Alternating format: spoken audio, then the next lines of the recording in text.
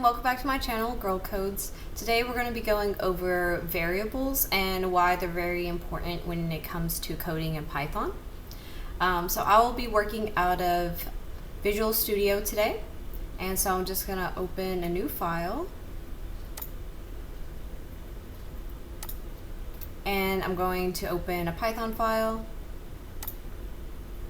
Alright, and so to go over what variables are, it's just like in math, so you're going to have a text that represents a value.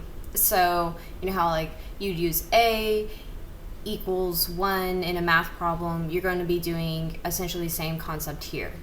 So the reason why we do that is that way you can just incorporate your variable throughout several lines of code, and if you need to update your variable, you can do that and it'll update every single line of code. So it may seem like work in the beginning, but it will help you later on not to have to go and fix every single line that you are using that variable in. So we'll start. This is how you write the variable. So whatever you want to name it, just know that all variables have to start with letters.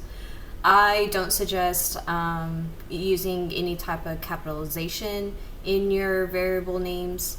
That way it's just easy to remember, especially if other people are working on that same line of code. So I'm going to name my variable message. So I'll just write that out, equals, and then we'll put quotes.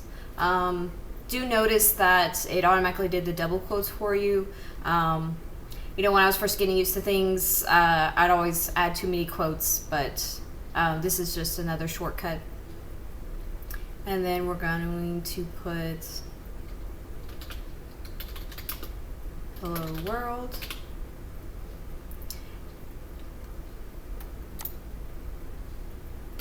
So it's going to let it know that anytime I'm referencing message, I want it to return hello world. And how to run that would be print. And then you're going to put your parenthesis.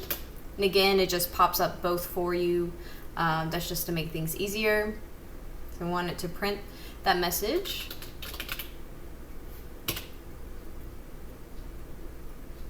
And then we're just going to run it. And then once you run that line of code, you're going to see down in your terminal, hello world.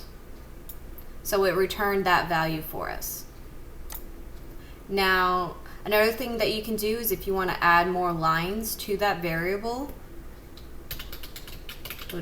that's the name of our variable. As you can see, it has auto-populated that for you. You can just hit tab. That way you don't have to type as much.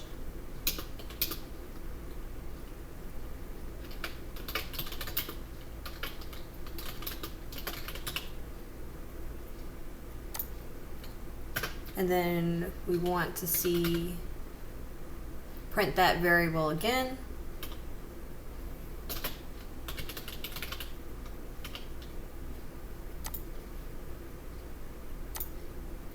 And now we have hello world, hello Python world.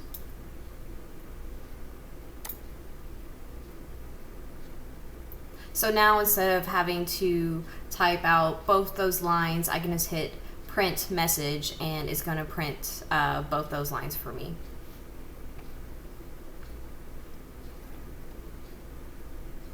And then you can also go and change the value of that variable at any time if you need to change what's going on. You've already written all this code. Like I said, that's going to help you. Some other guidelines that you want to also pay attention to when it comes to variables is, like I said, they can only contain letters, numbers, and underscores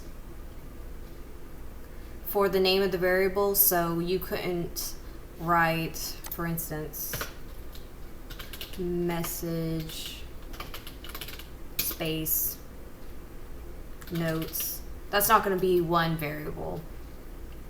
It's already giving me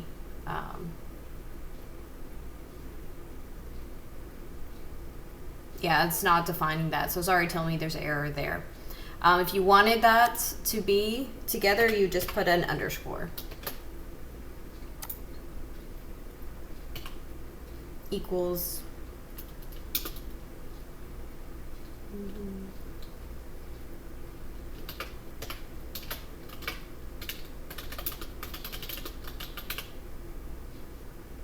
Then we can go ahead and print that one. And see how it gives me two options. It's keeping track of all those variables for me. So I'm going to key down, hit tab.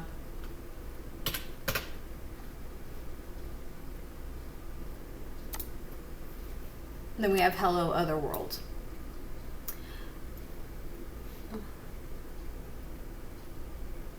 Also, try to avoid using Python keywords as your variable names. You'll begin to recognize these. So obviously I won't want to use the word print as my variable name, just because that is a very common Python keyword. So just some things to look out for. And you also want to make your variable names effective, kind of short but descriptive. You don't exactly just want to use only letters, because m equals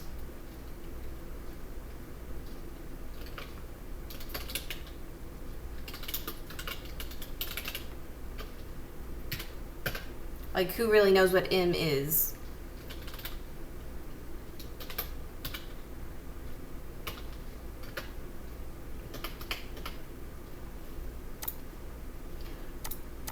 So message was a good one, but you don't want to say maybe something too long, message underscore notes underscore table underscore, going on and on. You want to make it as effective as possible.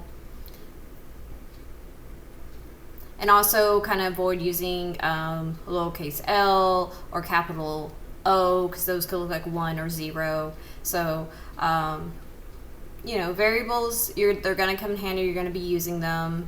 They're going to make things a lot faster when you start writing lines of code.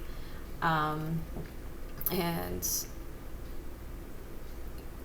go ahead and give it a try.